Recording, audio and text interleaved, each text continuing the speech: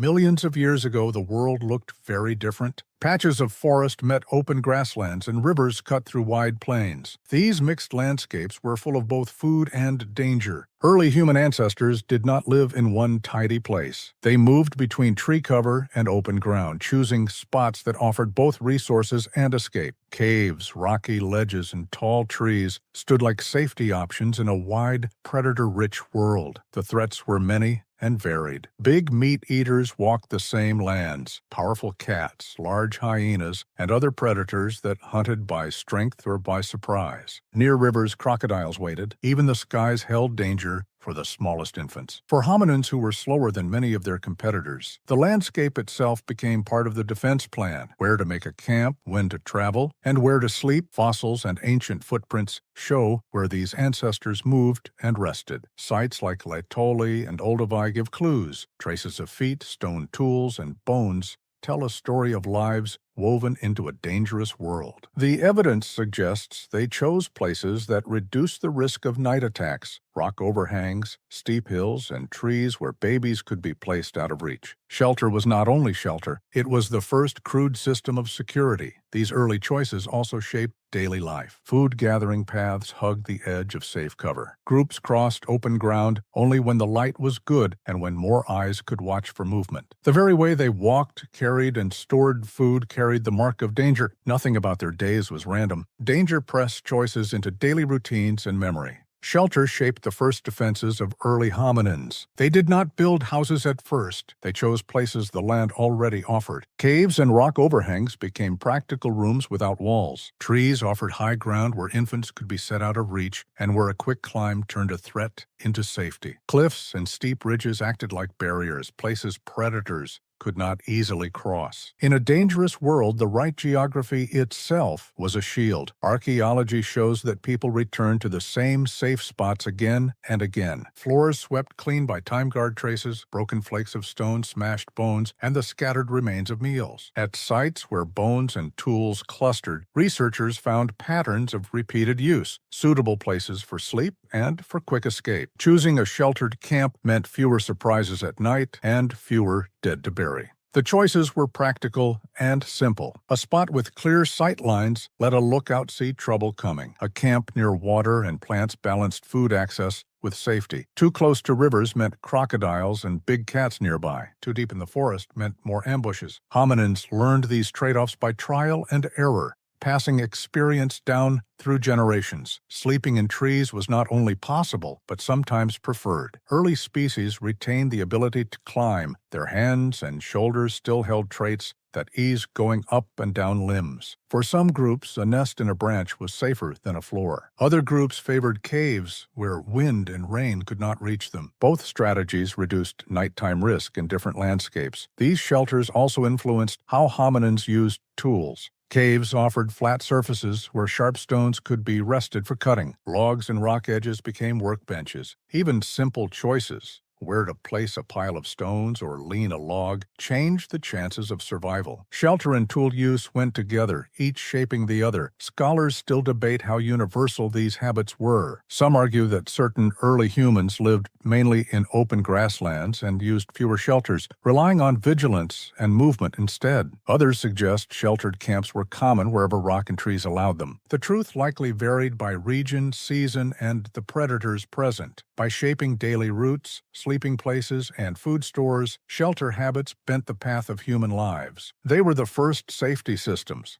quiet, unglamorous, and essential. Without them, other later innovations would have struggled to survive long enough to matter. Fire became the great turning point. At first, lightning or volcanic eruptions offered glimpses of its power, flickers of heat and light that frightened predators as much as they fascinated humans. Slowly, across thousands of years, hominins learned to capture embers, to feed flames with dry grass and wood, and finally, to kindle fire themselves. What began as rare luck became a skill that rewrote survival. The glow of fire changed the night. Its light stretched the day, pushing back darkness where dangers prowled unseen. Predators hesitated at the edge of firelight, their eyes reflecting from the shadows, but their bodies holding back. For early humans, a circle of flame meant safety, warmth, and a chance to rest more deeply than ever before. Cooking followed, almost certainly by accident. A piece of meat dropped into flames revealed that heat softened tough fibers,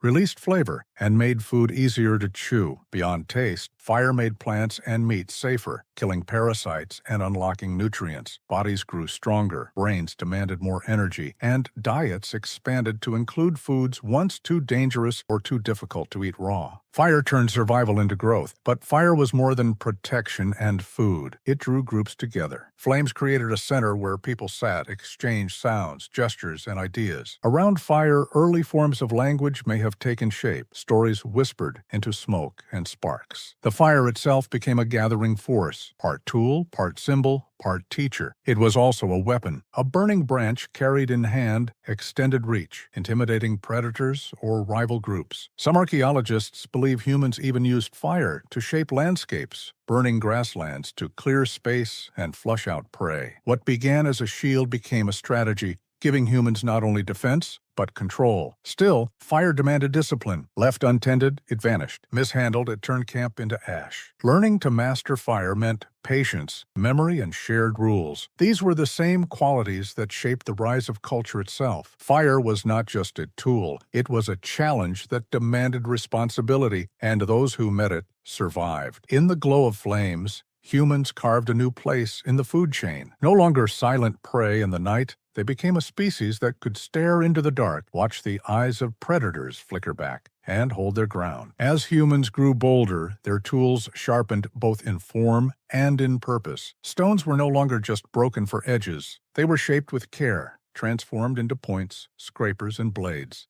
Spears extended the arm, turning close encounters into distant strikes. Later, with the invention of the atlatl, a simple throwing stick, humans gained the power to hurl spears farther, and with more force than their muscles alone could manage. Each leap and design tilted the balance further away from predators and closer to mastery. But tools did more than kill. They organized survival. A sharpened point meant hunting larger prey and bringing back more food, which in turn encouraged cooperation. Groups began to divide roles. Some tracked, some hunted, others prepared or guarded. In this rhythm, survival became a shared project, not just an individual struggle. Tools weren't only weapons. They were extensions of community. Yet danger never disappeared. Big cats, bears, and packs of wolves remained threats, especially when humans traveled beyond their safe fires. The memory of ambushes lingered, teaching caution. People moved together, slept together, and carried weapons close at hand. The very need to defend against predators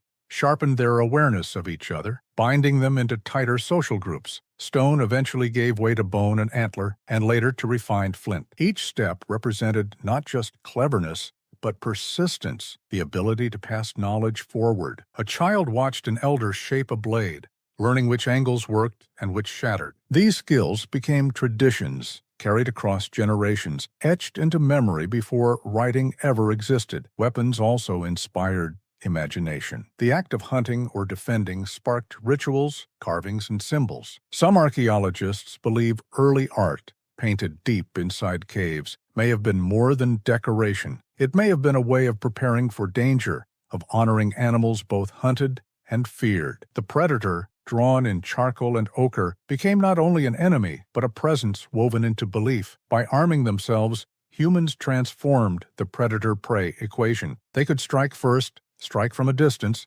and strike together. For the first time, survival no longer hinged solely on strength or speed. It rested on foresight, craftsmanship, and memory, the tools not just of hunters, but of a species destined to shape the world around them. Survival against predators was never just about weapons or muscle. It was about thinking ahead. Early humans began to study their enemies the way hunters stalked prey.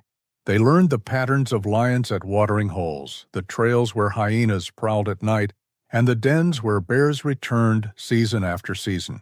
This knowledge gave them an invisible weapon, foresight. By knowing where danger lay, they could choose safer paths, set ambushes of their own, or avoid deadly encounters altogether. Predators were powerful, but they were also predictable. A hungry cat crouched before leaping, a pack of wolves circled before attacking, a crocodile struck when prey drew too close to the water's edge. Humans observed these signs, storing them in memory, passing them down through stories and warnings. A child who learned to read the twitch of a predator's tail might live where another did not. In this way, knowledge became as vital as fire. Over time, survival stories grew into something larger, traditions. Around fires, elders described the monsters of the dark. Lions with blazing eyes, snakes that could strike without warning, spirits said to dwell in forests and caves. These tales carried practical lessons, warning the young of dangers they might never have seen. But they also built a shared sense of identity. To fear together was to belong together, and in that unity lay strength. Out of these stories grew myths, symbols, and rituals. Some painted animals on cave walls, perhaps to honor their power or to call for protection. Others carved amulets, wore animal teeth, or performed dances before hunts. The predator was not only an enemy, but a teacher, shaping the rhythm of human imagination. To survive was to understand, and to understand was to create meaning. This blending of survival and storytelling gave humans something unique: resilience rooted in both body and mind. While other creatures faced danger alone, humans faced it with memory, with ritual, and with a growing ability to pass wisdom across generations. The predators remained, but their shadows were slowly turned into symbols, into lessons that lived far longer than any single hunt. As millennia passed, predators remained a constant threat, but the balance had shifted. Humans had fire, weapons, shelters, and strategies. They could track, anticipate, and even turn the hunter into prey. Lions and wolves were no longer unstoppable forces. They were rivals in a shared landscape. Yet even as humans gained the upper hand, the memory of fear never disappeared. It lingered in the mind, shaping instincts that survive even today. Why do we still feel uneasy when walking alone in the dark? Why does the sound of rustling leaves make hearts quicken, even in places without lions or bears? These are echoes of an older time, when vigilance meant survival. The fear that once saved lives still flows through human veins, a reminder of battles fought thousands of years ago. It is not weakness, but inheritance, a survival tool passed from ancestors who faced teeth and claws with courage and wit. Predators also gave humans something greater than fear: respect for the power of nature. In facing creatures stronger and faster than themselves, humans learned humility. They came to see themselves not as rulers of the earth, but as one part of its fragile balance. Even today, myths, stories, and cultural symbols of predators reflect this respect. Lions became emblems of courage, snakes, symbols of wisdom, eagles, signs of vision and strength. The very creatures once feared became woven into identity. And yet, at the heart of the story, survival was never just about domination. It was about coexistence, learning to live with danger while carving out a place in the world. Humans survived not by eliminating predators, but by adapting to them, shaping strategies and stories that carried them forward. The legacy of those struggles remains. Every tool in the hand, every fire lit, every tale told by ancestors traces back to nights spent watching the shadows, to mornings scanning the horizon for danger.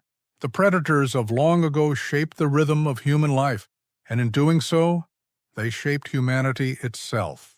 Survival was not just about escaping the jaws of lions or the claws of bears. It was about becoming something more, creatures who could think, imagine, and endure. These mysteries of survival remind us of something simple but profound. To be human is to endure. To endure is to remember, and to remember is to never let the shadows of the past fade away.